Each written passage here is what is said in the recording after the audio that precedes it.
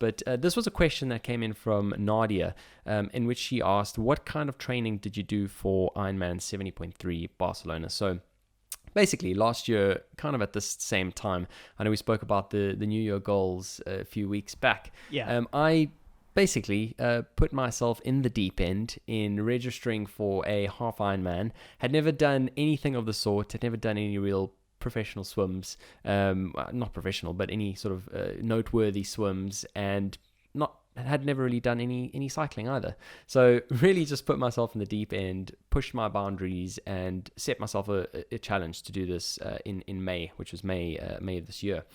So in terms of the training, obviously, kind of we all like to keep active and healthy.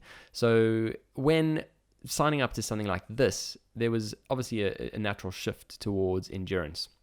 So personally, I think the human body is an incredible thing and is capable of a lot more than we give it credit.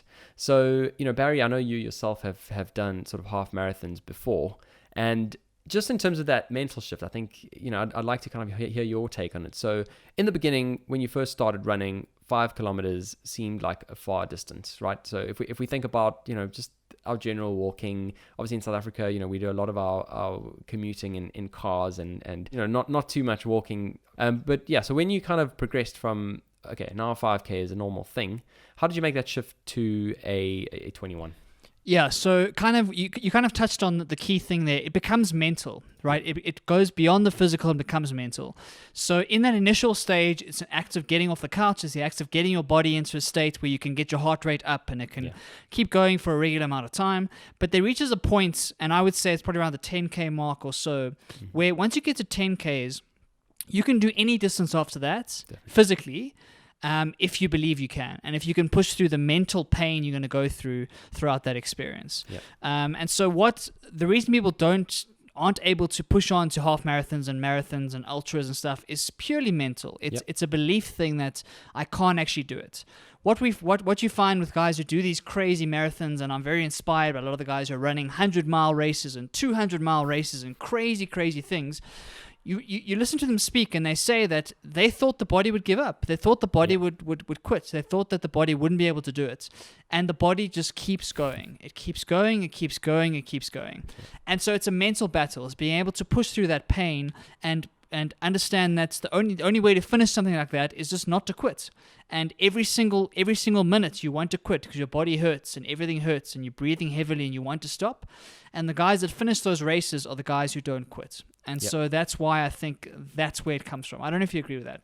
Completely agree with that. So yeah, I mean, basically I had the same thing. And I think, the parkrun movement is really good at basically showing us how 5K is fairly normal, really. And essentially, as you say, you kind of start gradually working your way up on the distance front until you get to a point where, I'm not really doing any training session unless it's 10K because, that's what's now meaningful for me. And as you said, as soon as you get past that mental shift, I think that's the first thing, is your body is capable of doing this. Anyone who doesn't know what a half Ironman is, it's basically 1.9 kilometers swim, 90 kilometers cycle, followed by a half marathon, 21 kilometers of running. And so I think when you get to that mental shift in terms of I can do this, your training sessions become a lot more productive. And that's the thing. You need to obviously, in various courses that we've done before, basically the mantra of practice how you play is really important. So of course you need to be doing these distances in your training. And ultimately in the training, you sort of gradually work your way up in terms of distances. Obviously I started with the running bit. And then in terms of all the others, this is where the power of something called brick sessions becomes really important. So brick sessions are basically the act of doing multiple exercises within one session. And that's obviously key in triathlon, because in triathlon you're transitioning from one discipline to another. And so this is a really important tool that you really need to be doing when you're preparing for an event like this, is doing these brick sessions. Now, you don't have to be doing the same sort of distance every sort of week. I like to kind of build in one long distance session, but certainly the brick sessions could be something as simple as 20 or 30 kilometers on the bike and 10 kilometers run. So you don't have to do the actual distances, but I think switching between the disciplines in the session is really powerful. Now, the next thing, if you are busy with your New Year's goal and you've decoded our episode on I want a six-pack by September next year, and you kind of want to give yourself a new challenge, I believe that now is actually a really, really great time to start training and to start triathlon. So if it's something that could be interesting for you, you want to lose weight, you want to become more healthy, obviously it's a cardiovascular discipline, and really good for health and general well-being, but also want to really break through those mental barriers, I think that now's a really good time, because there's an app called Zwift, which is really powerful in training through winter when you can't go out on the roads. I know, Barry, it's nice and sunny there out where you are, but where I am, it's freezing and wet and not great outside. So Zwift is an app that allows you to basically put your bicycle on top of a turbo trainer, log on to either computer, cell phone, iPad, and you are transformed into a virtual world where you are literally cycling with others.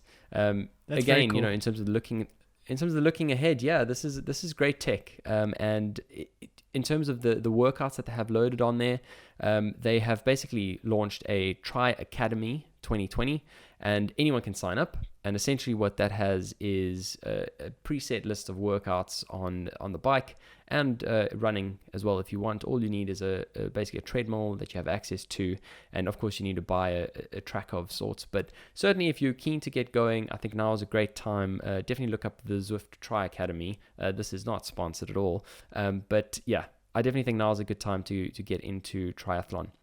And then, yeah, just the last point on this is, just the experience and the personal achievement of doing something like this.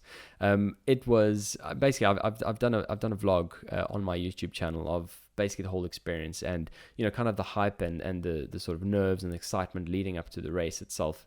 And yeah, just in terms of finishing it, I think setting a goal that is really big for you and coming across the other side definitely is incredibly rewarding, and I would certainly recommend anyone to go through something like this. Of course it takes a bit of training, but for me, I didn't do as much training as I would have thought.